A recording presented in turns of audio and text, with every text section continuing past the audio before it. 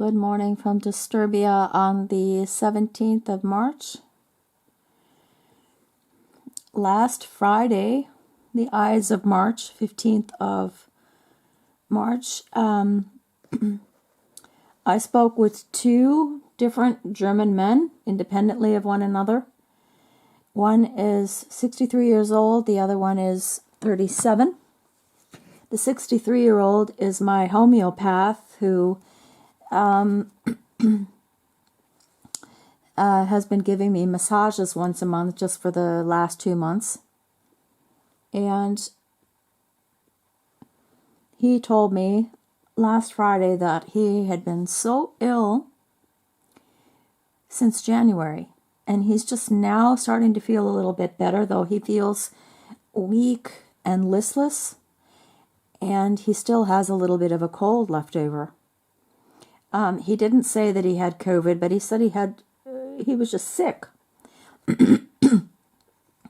And after the massage, I went to the store and then I came home. And I was just going into my apartment when I noticed that my neighbor, Jonas, the 37-year-old, who lives in the house next door, his parents own the house,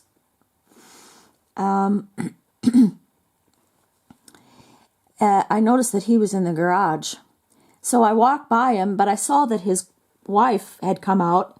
And then I turned around and I saw that he was in the garage. And I asked him if he would help me carry up a 40-liter sack of kitty litter. And he said he would.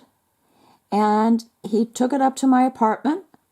And as he was coming down, I'm much slower than he is. He ran up the stairs with the sack on his shoulder. As he was coming down, I was going up, and he said, "How are you doing?" And then we got engaged in a conversation, which lasted, I don't know how long, at least 20 minutes. And long story short, he said, he'd been feeling so sick for weeks, and with flu-like symptoms, and he realized, and then he said he also had pox on his chest, and he thought that he had the chicken pox. And come to find out, he said, well, I've already had the chicken pox. He went to the doctor, and then his wife got these pox also. And on their way home, he said they decided that they were going to stop and get corona tests, and both of them tested positive right away. So both of them had corona. He's had it before. And he said he still doesn't feel well. This is weeks ago, he said. He said he just feels really weak, he said, and listless. And I mean, I saw him carry up that 40-liter sack and without any trouble, but he said that he was really feeling much weaker than usual. And he said he really couldn't get rid of this bug that he had. And I could also hear that he was still quite congested and he had circles under his eyes. And he said, I was always skeptical of the vaccination, but I had 3 for corona. And he said, now I realize that there's foreign DNA in there. And he said, I don't know what to think. And I didn't really say too much. I didn't say, well, you know that there is the spike protein is actually serpent serum. But I did say that I knew that it was a scam from the beginning. That's why I avoided it. However, I was tested. And whenever I had the test, I did not feel well after. I had a runny nose. My eyes were watering. And I said, who knows if they weren't giving us the vaccine via the test, through the back door, so to speak. And he realized what a scandal it was. Thank goodness some people are realizing this now. Not only that, but if you are vaccinated, you should not get corona. I thought that was what the vaccine was for.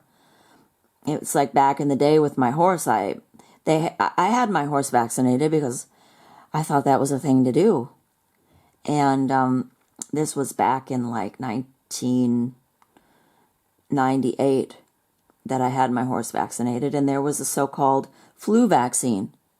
But my horse got a cough and a flu. And I said, how can this be? And they will give you all kinds of different explanations. And I realized, somewhere down the line, I finally realized they're lying to you. They're injecting crap. You don't even know what it is. And then you get what you're not supposed to get, what the vaccine is supposed to prevent. And then you'll have these wiseacres that say, well, thank goodness you had the vaccine. Otherwise, it would have been much worse. What kind of a thinking is that? It's just crazy.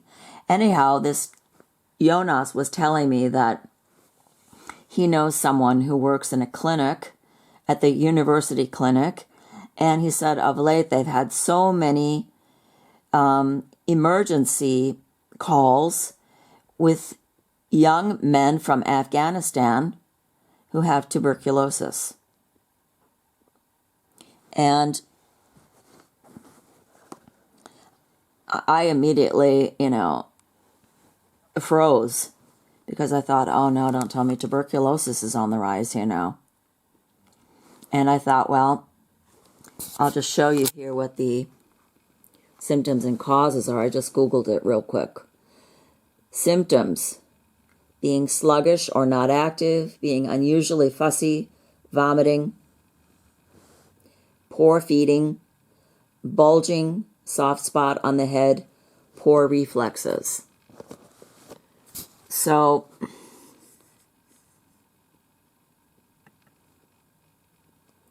here it says here, 2021, a total of almost 4,000 tuberculosis cases were notified in Germany.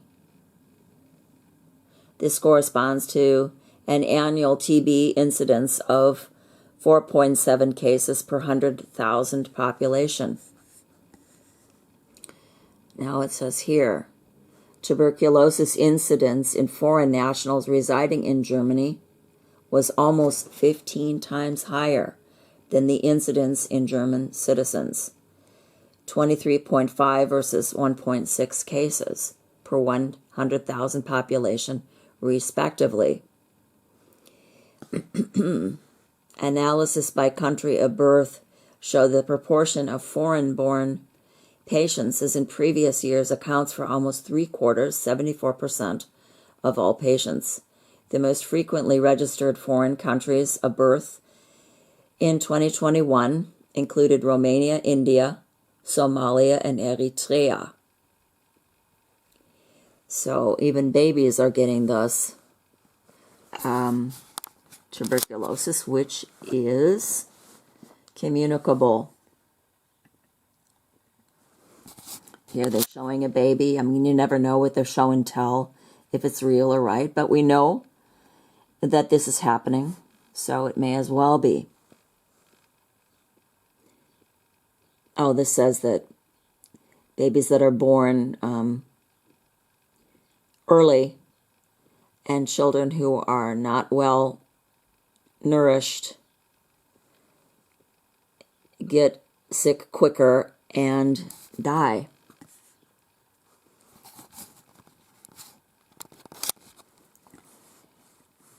Take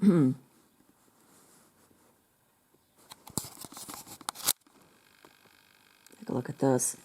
Humanitarian crisis in Afghanistan. So this tuberculosis, I found a picture of it. It's really disgusting.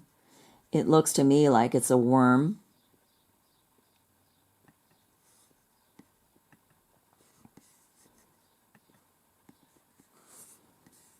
I'm just looking it up for you. And it says here, the fear of getting tuberculosis, which has been brought in by immigrants. It doesn't say by immigrants, it just says eingeschleppt, which means that it's being brought in. Take a look at this.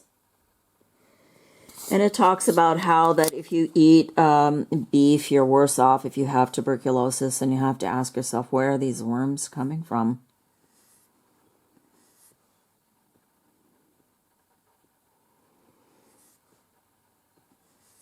So we probably should get ready for some sort of a tuberculosis vaccine that's coming up. And if you don't get it, you're really going to be in trouble.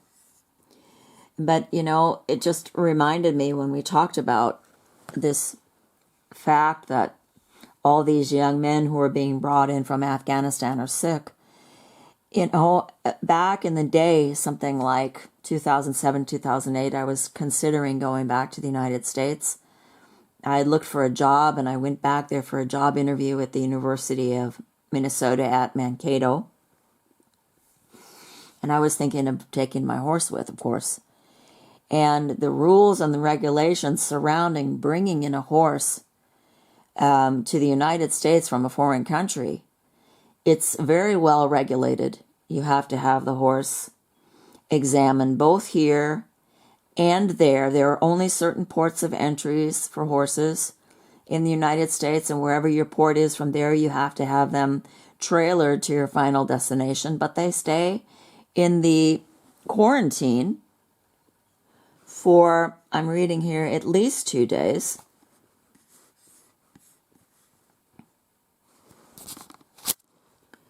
Bringing equine into the U.S. import.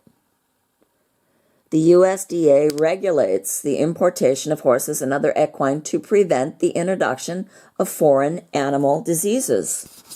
So why don't they do this with the people that are immigrating here, for example, now into Germany? It's just, you really have to ask yourself if they are not provoking. If that's not even maybe on the agenda to have all these diseases brought in.